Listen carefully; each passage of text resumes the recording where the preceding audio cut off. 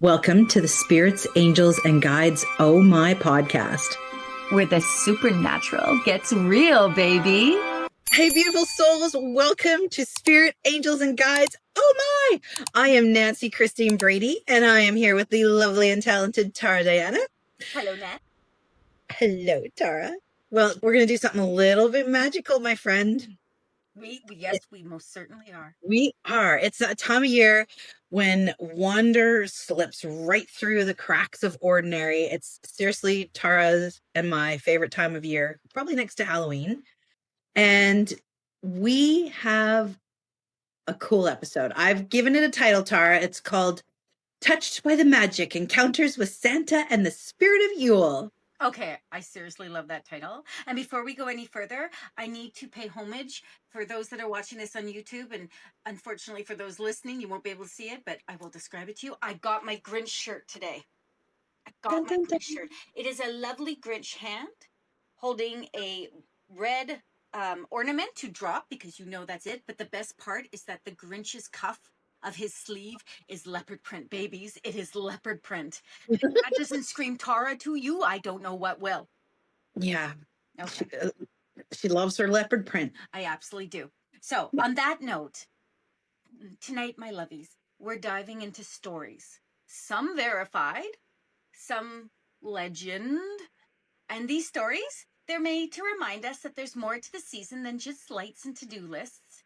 And whether you call it spirit babies, energy, divine timing, the magic of Christmas, has a way of showing up exactly when we need it the most. That's right. So we're going to share some real world encounters of people who swear that they've seen Santa, and maybe some mysterious reindeer sightings, and even some Christmas miracles that science just can't explain. So we're going to have fun tonight, and we'll move through each layer, the sightings, the reindeer, the miracles, and then wrap it all up with a look at Santa as an archetype of spirit and the deeper meaning behind Yule. So pour some tea, or if you're Nan and I, a little bit of wine, get cozy, and let's settle in by the fire. Okay, so let's start with the man in red himself, the Santa sightings. So, Tara. Okay. First story takes us to Wisconsin on Christmas Eve in 1995. Okay. There's a long haul trucker named Jim, and he's driving through like a whiteout blizzard, and he's just trying to get home to his kids for Christmas. Okay. But he's exhausted, and he pulls into a rest stop to scrape the ice off of his windshield. This is such a common thing. I'm from Saskatchewan. It's crazy. Like when your windshield freezes over, you have to stop. Ooh, we don't have that here in Vancouver, so. No, and it's very, very scary. But he's in the swirling snowstorm. He's trying to get his truck defrosted and warm up a little bit. So his truck is running, and he sees this older man sort of walking in the parking lot, and he's wearing a red coat, fur lined, and he's of course got a white beard. And he says, "Sir, what are you doing?" And he's like, "Would you mind if I came in and warmed my hands?" So Jim led him into his truck, and they sat while the truck continued to warm and defrost the windshield. And they talked about family, and they talked about patience, and about how, the man said to Jim, basically, regardless of what stops us or what keeps us going on the road, roads always have a way of leading us to where we're meant to be. So Jim leaned over and he grabbed his thermos and he grabbed his little lid, and he was going to give the man some more coffee. And when he looked back, there was no one sitting in the passenger seat next to him. The door was still latched, but the snow outside, as he got out to see, was undisturbed. Okay, and that's interesting. And the coffee was still steaming though, right? Mm-hmm. This story has floated through trucking circles for decades. When we were doing the research for this, it came up many times, and it came up basically as we've given it. It's considered an old roadside legend, but Jim swore by it until the day he died. So some say spirit appears in the forms where most willing to trust, right? Yeah. I mean, and that makes sense because what was going on? Well, and it gave him a little feeling of home, right? And it made him feel like he was going to get home safely. And, That's you know, there. yeah. And so the road is such a liminal space between destinations and between moments. So it's the perfect place for a little bit of magic to slip through. And you know what's really kind of interesting? It's what, the gentleman said to Jim. Roads have a way of leading us where we're meant to be. And they Yeah. talked about patience. And that for me right there, that would be something spirit would do. Be patient, friend. Be Yeah. patient. You'll get to where you need to go, Yeah. right? Yeah. So that brings us to the next one, which is at the JFK airport. It's Christmas 2010, and a family's flight was canceled due to the weather. And the little boy sat crying at the gate, right? And the witnesses said a man dressed as Santa, like full on Santa, beard, boots, belt buckle, all the jazz, knelt beside him and said, "Don't worry, your dad's already in the air to you." So this little boy was with his mom and some siblings, and he was trying to meet up with his dad, right? So here's the cool thing. As the little boy sat there and cried, as the man dressed as Santa tootled off, about 10 minutes later, it said the board flipped.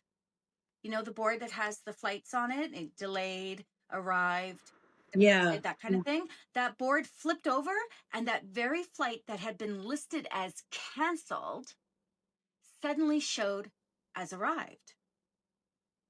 And when the airport staff checked the cameras to find the kind stranger that the little boy kept telling his mom about, he wasn't on any of them.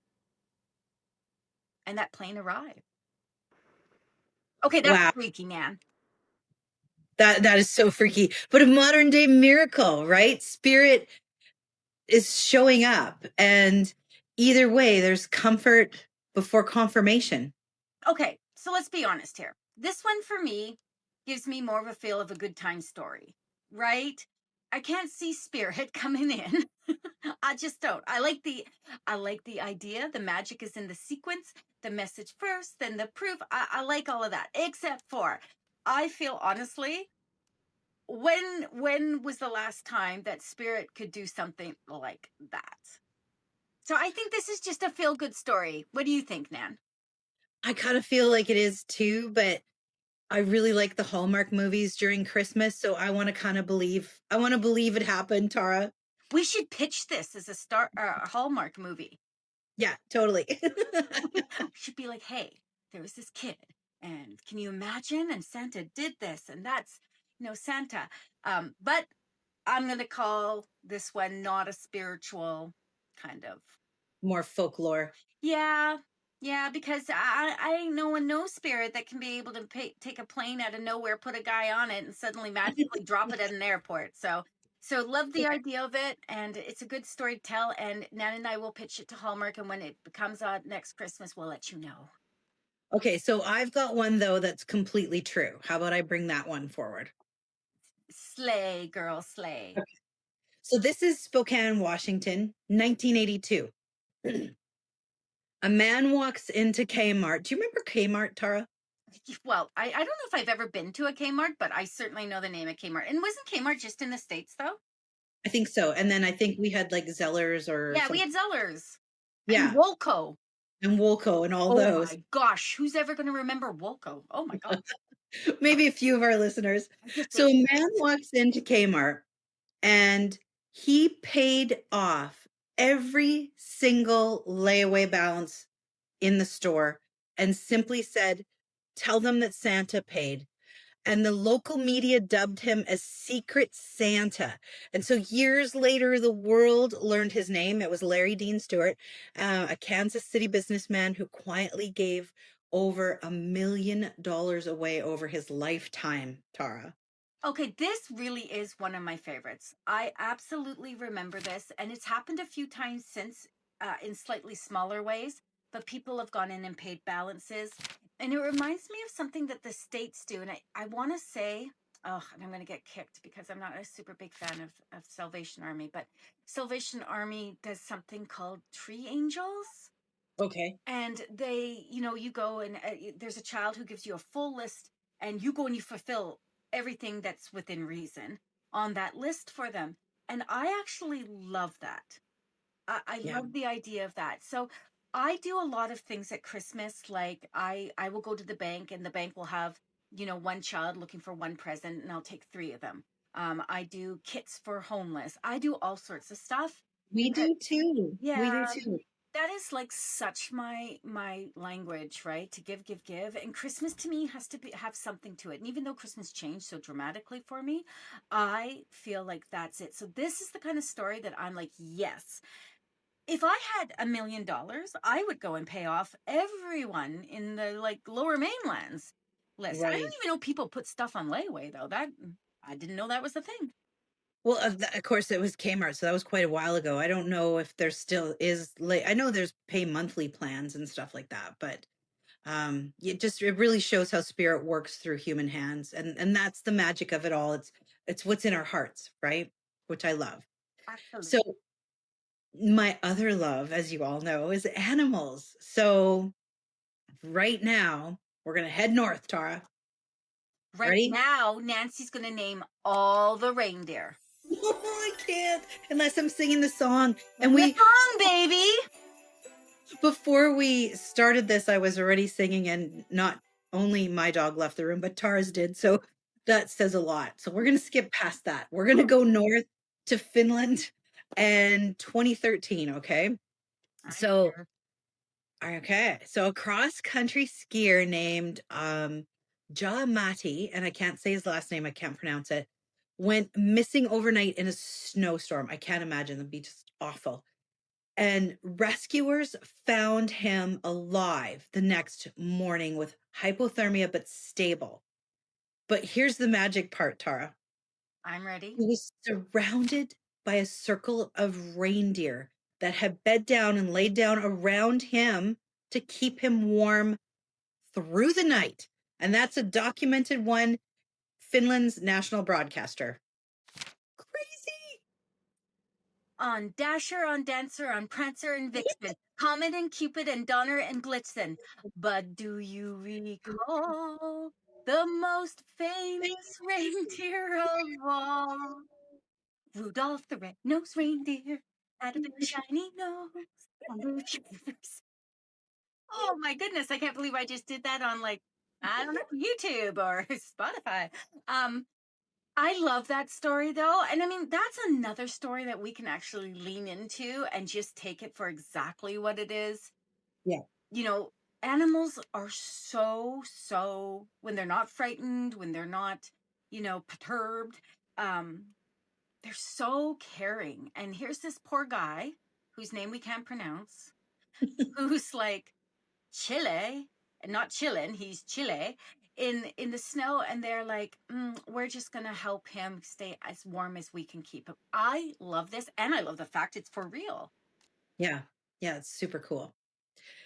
So much powerful symbolism, literal proof of instinct and spirit working together, in my opinion. I agree. Animals are guided by spirit, and that's pure love in motion. The Sami, the Sami people have a name for it. Sammy, I'm like, that's my dog. The Sami people, my dog has a name for this. It's called the circle of life returned. When an animal creates a ring around a person, it's believed that they're closing energy around a soul that's meant to continue. Whew! Read all the things into that, babies. I love it. I love it. So next you're taking us to Alaska. I am, and my singing has come to an end. I swear to God, there would have been a time in my life, sweet people, that I would never have done that in a million years. So let's travel to Anchorage, Alaska, 1988, babies, and several hunters out near the, I'm going to say it's Nink River. It's Knik, claim to see glowing blue antlers moving through the fog.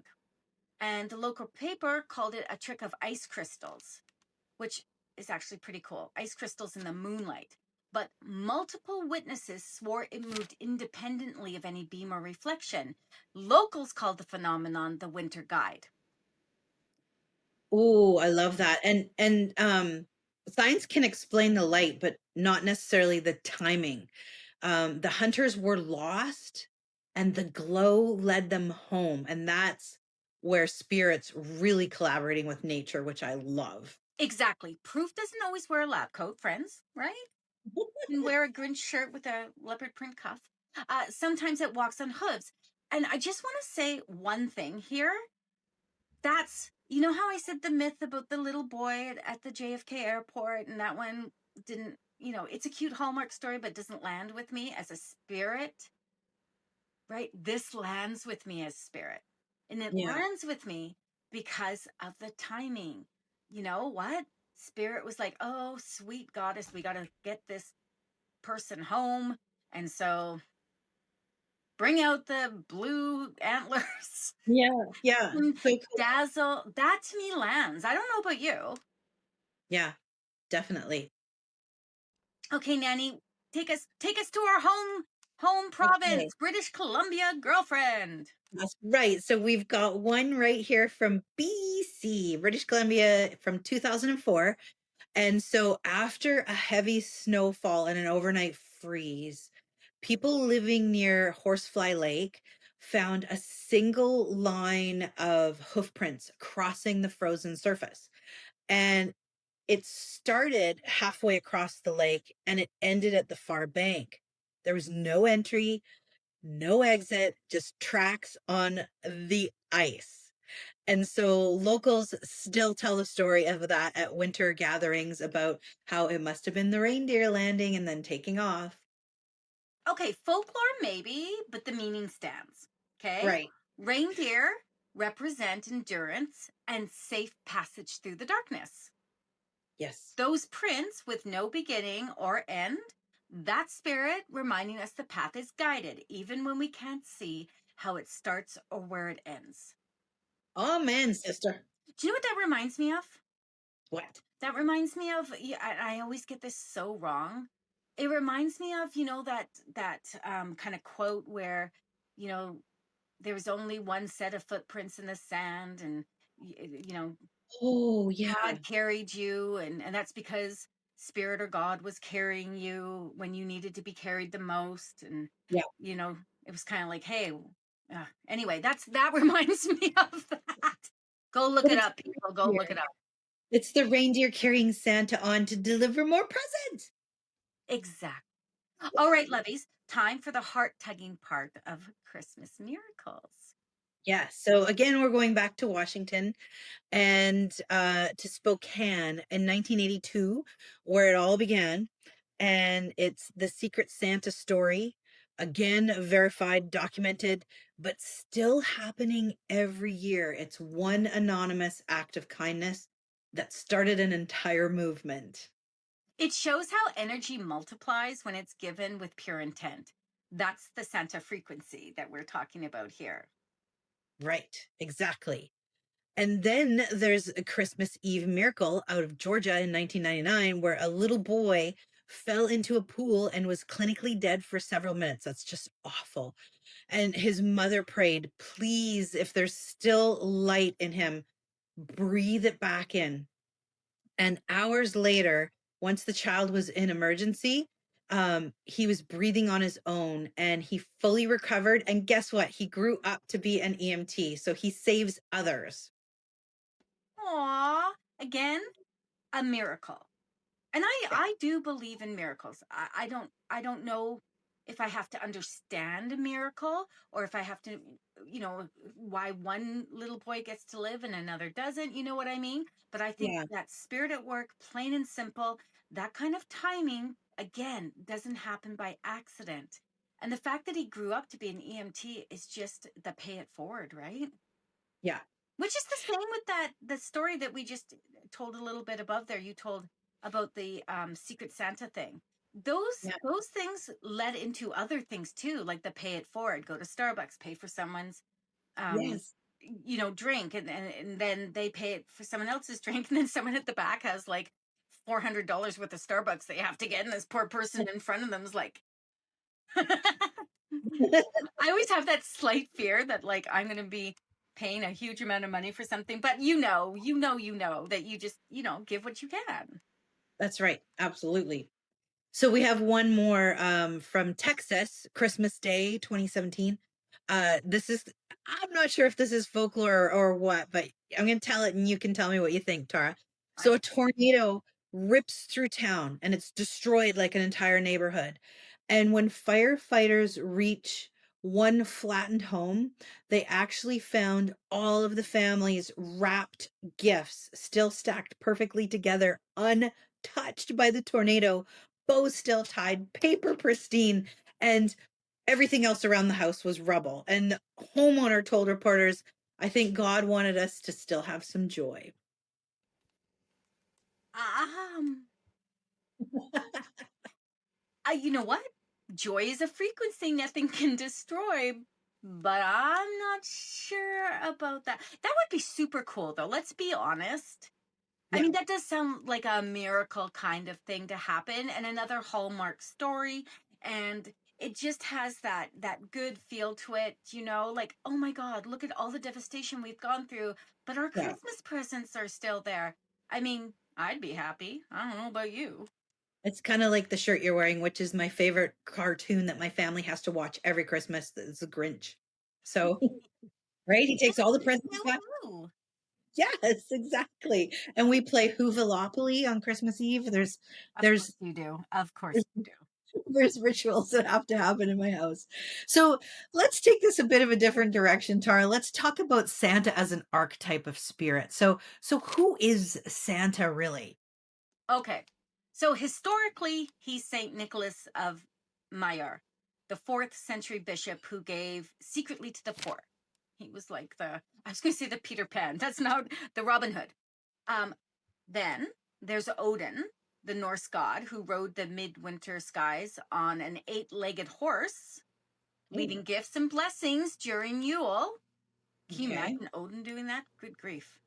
Um, over a century. And again, just take a second there. I want to point something out. On an 8-legged horse, 8 reindeers, right? Yeah. See how things kind of. So over centuries, those figures blended. Father Christmas, Saint Nick, Santa Claus, all expressions of one energy, giving without expectation. That's the line I want everyone to focus on. Okay? Yes. And it's like, and the reindeer, it's like you said, it's symbolic descendants of Odin's horse, carrying hope through the darkness, and 8 reindeers instead of 8 legs. Right? Absolutely.